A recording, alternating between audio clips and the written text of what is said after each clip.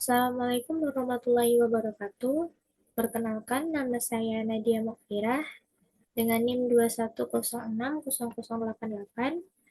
Pada mata kuliah Ekonomi Pembangunan 2 ini, saya akan menjelaskan materi mengenai teori perdagangan internasional dan strategi pembangunan. Yang pertama, perdagangan dan keuangan internasional. Beberapa isu penting. Yang pertama, banyak NSB sangat tergantung pada ekspor atau biasanya produk-produk pertanian. Yang kedua, banyak negara NSB sangat tergantung pada impor, khususnya mesin, barang-barang modal, barang-barang setengah jadi, dan produk-produk konsumen. Yang ketiga, ketergantungan ekspor primer menjadi masalah bagi NSB karena yang pertama, faktor risiko dan ketidakpastian yang sangat tinggi. Yang kedua, harga barang primer yang terus menurun. Selanjutnya, ketergantungan impor pada bahan-bahan mentah, mesin-mesin, dan aneka peralatan modern, barang-barang modal dan barang-barang setengah jadi, serta produk-produk konsumen siap pakai guna menggerak industri NSB dan jumlah penduduk yang semakin meningkat. 5 pertanyaan dasar yang mengenai perdagangan dan pembangunan. Yang pertama, bagaimana pengaruh perdagangan internasional terhadap pertumbuhan ekonomi? Yang kedua, bagaimana cara perdagangan internasional mengubah distribusi pendapatan? Yang ketiga, bagaimana caranya perdagangan dapat meningkatkan pembangunan? Yang keempat, bisakah NSB menentukan sendiri seberapa banyak mereka berdagang? Yang kelima, manakah kebijakan perdagangan yang paling baik? Kebijakan yang berorientasi dalam atau kebijakan yang berorientasi keluar?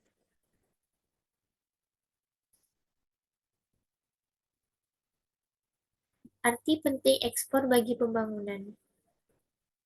Negara-negara besar memiliki tingkat ketergantungan terhadap perdagangan yang lebih besar dibanding negara-negara kecil.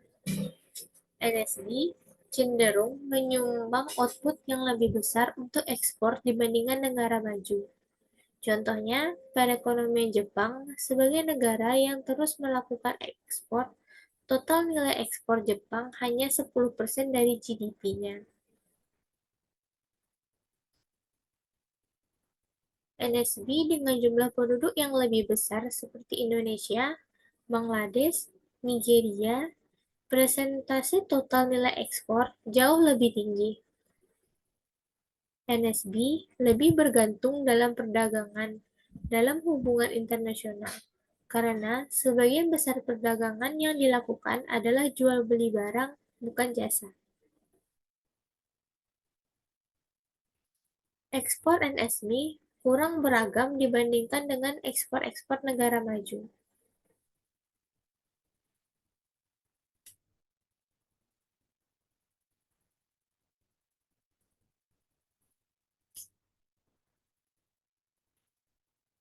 Selanjutnya, elastisitas permintaan dan gejolak pendapatan.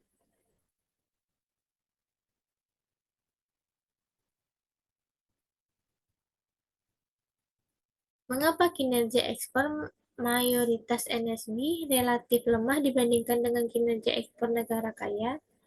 Penelitian statistik, pola-pola permintaan dunia untuk setiap kelompok komoditi yang berbeda-beda bahwa elastisitas permintaan terhadap pendapatan atau income elasticity of demand untuk komoditi primer relatif rendah. Artinya, presentasi kenaikan permintaan atas komoditi primer oleh para importir akan naik dalam jumlah yang lebih kecil daripada presentasi kenaikan GDP mereka. Elastisitas pendapatan relatif tinggi terhadap minyak, bahan-bahan mentah tertentu, produk manufaktur. Contohnya, beberapa penelitian, setiap kenaikan pendapatan NM sebesar 1% hanya akan meningkatkan permintaan impor mereka terhadap bahan pangan sebesar 0,6%. .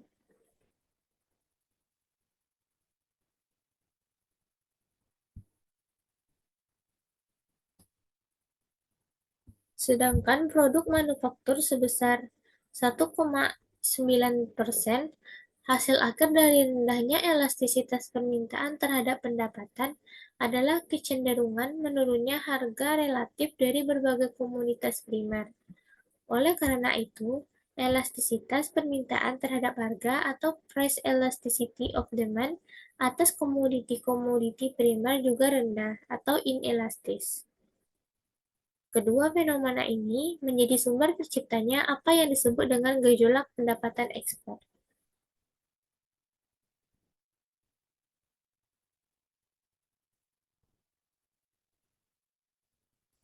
Selanjutnya, pemikiran Prebisch-Singer.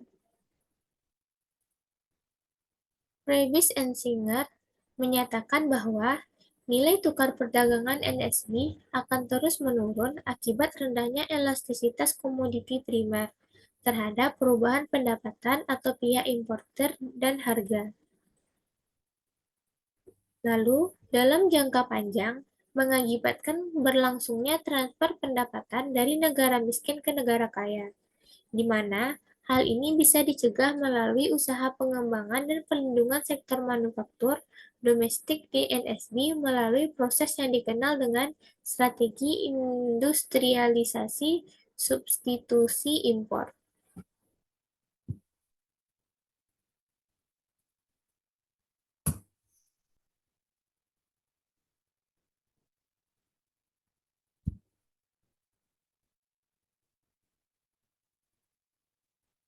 Selanjutnya, teori perdagangan teori tradisional tentang perdagangan internasional. Prinsip comparative advantage. Suatu negara akan berada pada kondisi persaingan akan atau harus berspesialisasi dalam memproduksi dan mengekspor jenis-jenis barang yang biaya relatifnya paling rendah. Kelimpahan faktor produksi relatif dan spesialisasi internasional model neoklasikal.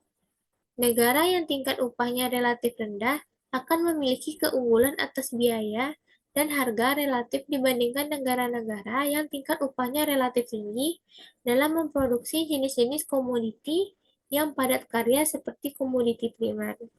Selanjutnya, teori perdagangan dan pembangunan argumen-argumen tradisional.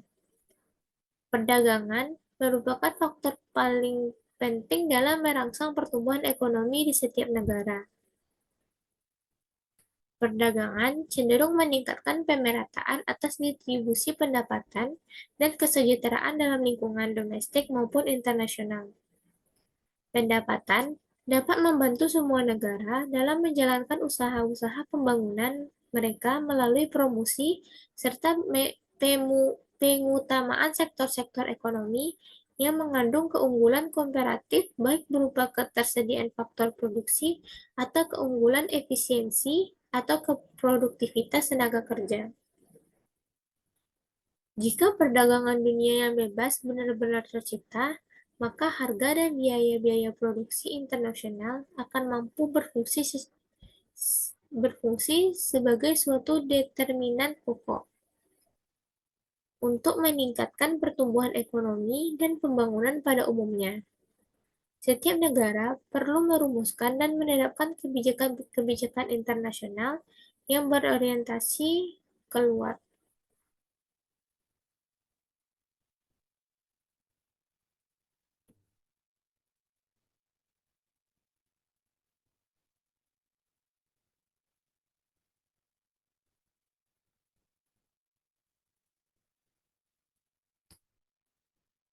Beberapa kritikan terhadap teori perdagangan bebas tradisional atas dasar pengalaman nyata NSB. Berikut ini asumsi-asumsi model neoklasikal yang perlu diamati secara kritis. Yang pertama, semua sumber daya tetap atau konstan. Semua faktor produksi telah didaya-gunakan secara penuh dan tidak ada mobilitas faktor produksi antar negara. Yang kedua, teknologi-teknologi produksi dinyatakan baku dan selera konsumen dianggap tetap dan tidak bisa dipengaruhi oleh para produsen. Yang ketiga, Semua sumber daya atau faktor-faktor produksi bebas bergerak dari suatu kegiatan produksi ke produksi lainnya, dan perekonomian berada dalam persaingan sempurna atau internal faktor mobility and perfect competition.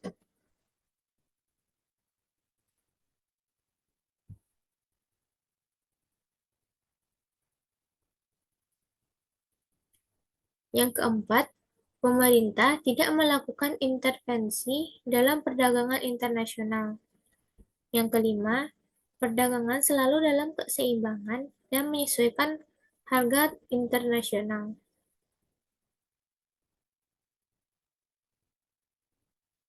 Yang keenam, keuntungan-keuntungan perdagangan yang diterima oleh suatu negara dengan sendirinya bisa dinikmati oleh seluruh warga atau pelaku ekonomi di negara tersebut.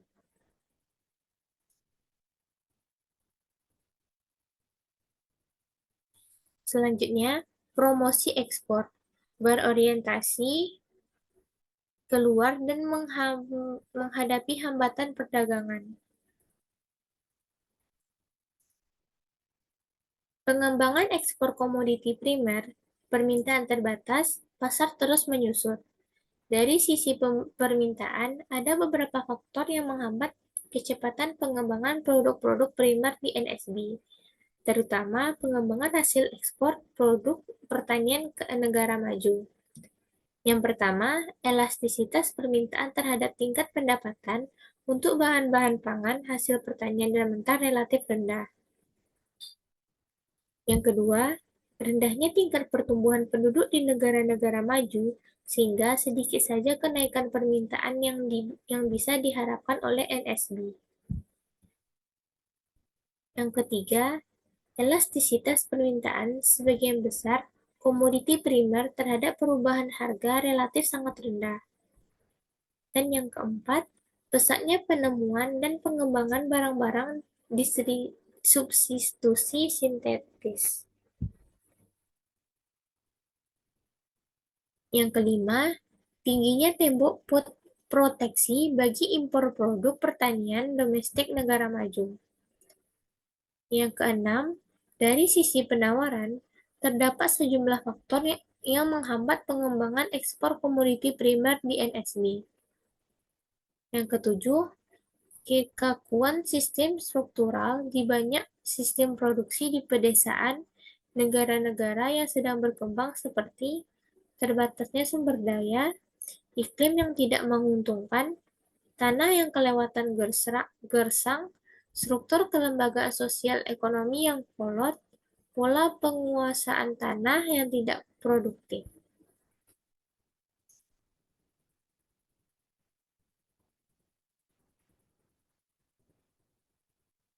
Selanjutnya B. Pengembangan ekspor produk-produk manufaktur sedikit hasil setumpuk hambatan. Ada 5 keterbatasan peluang untuk meningkatkan ekspor ini secara umum. Yang pertama, kuatnya proteksi negara maju terhadap ekspor produk manufaktur dari NSB yang semakin lama semakin ketat. Yang kedua, tingkat proteksi yang dikenakan terhadap ekspor NSB jauh lebih tinggi daripada yang diberlakukan terhadap dari sesama negara industri maju. Yang ketiga, bentuk proteksi yang paling berpengaruh adalah perjanjian perdagangan tekstil dan garment atau MFA Multi Fiber Agreement. Yang keempat, anti-dumping telah meningkat dengan tajam.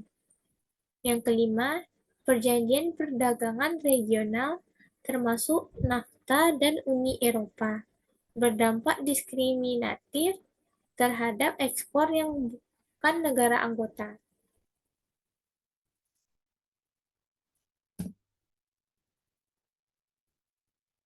Selanjutnya, substitusi impor. Berorientasi ke dalam, tetapi masih memandang keluar. Industrialisasi substitusi impor ialah serangkaian usaha untuk mencoba menggantikan komoditi yang semula lalu diimpor. Biasanya adalah produk-produk manufaktur ke sumber-sumber produksi dan penawaran dari dalam negeri. Tahap pelaksanaan strategi ini yaitu yang pertama, pemberlakuan hambatan tarif. Yang kedua, kuota terhadap impor produk-produk tertentu. Yang ketiga, diberikannya insentif-insentif berupa keringanan pajak. Lalu, argumen tarif, industri baru, dan teori proteksi. Secara teoritis, strategi industrialisasi substitusi impor dipandang sebagai salah satu syarat utama yang harus dipenuhi sebelum negara tersebut mulai melaksanakan strategi promosi ekspor. Kelemahan industri substitusi impor.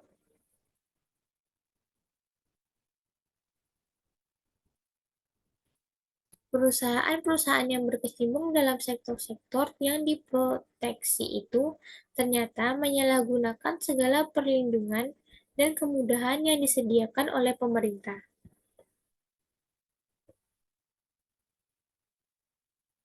Pengambilan manfaat utama dari proses substitusi impor adalah perusahaan-perusahaan asing yang sudah beroperasi di NSB tersebut sejak lama.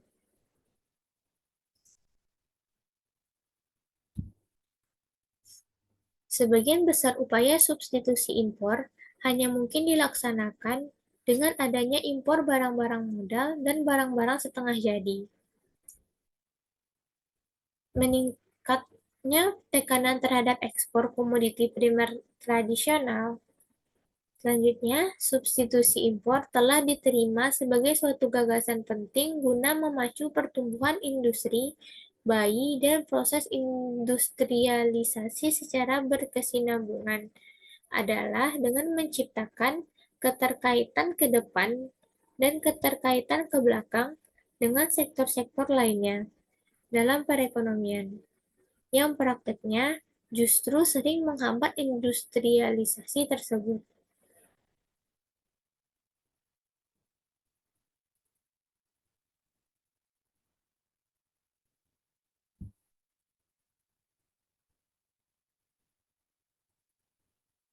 Selanjutnya, tarif struktur dan effective protect. Untuk mengukur kadar tahu tingkat proteksi, perlu dipertanyakan seberapa banyak restriksi tersebut dapat menyebabkan harga barang-barang impor di dalam negeri melebihi dari harga yang sebenarnya, seandainya proteksi itu tidak ada. Ada dua cara pokok bagi pengukuran bobot proteksi, yaitu yang pertama tingkat proteksi nominal, yang kedua tingkat proteksi efektif. Tingkat proteksi nominal memperlihatkan bobot proteksi berdasarkan sampai seberapa jauh proteksi tersebut menimbulkan selisih atau perbedaan antara harga barang-barang impor di pasar domestik dengan harga yang sebenarnya yang akan terjadi bila proteksi itu ditiadakan. Tingkat proteksi efektif menunjukkan angka-angka presentasi atas nilai tambah atas nilai setiap tahapan proses tertentu dalam industri domestik yang melebihi nilai tambah dalam kondisi tanpa proteksi.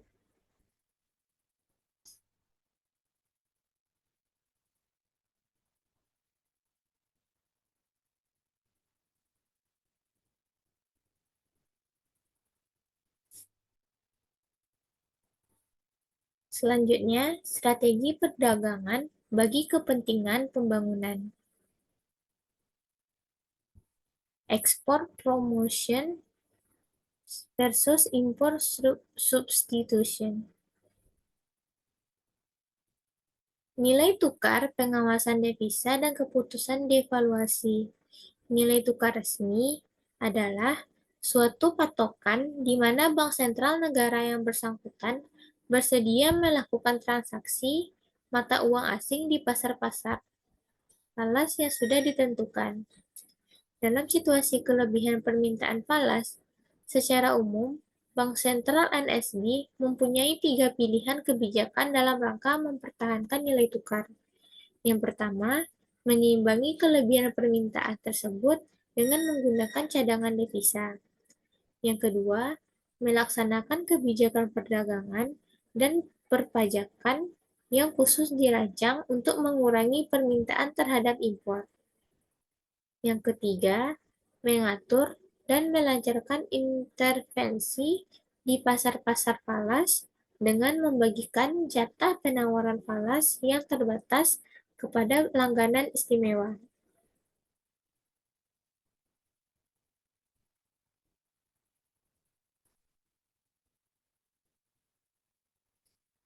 Baiklah, sekian dari presentasi saya pada hari ini. Mohon maaf jika ada kata-kata yang salah. Saya akhiri. Assalamualaikum warahmatullahi wabarakatuh.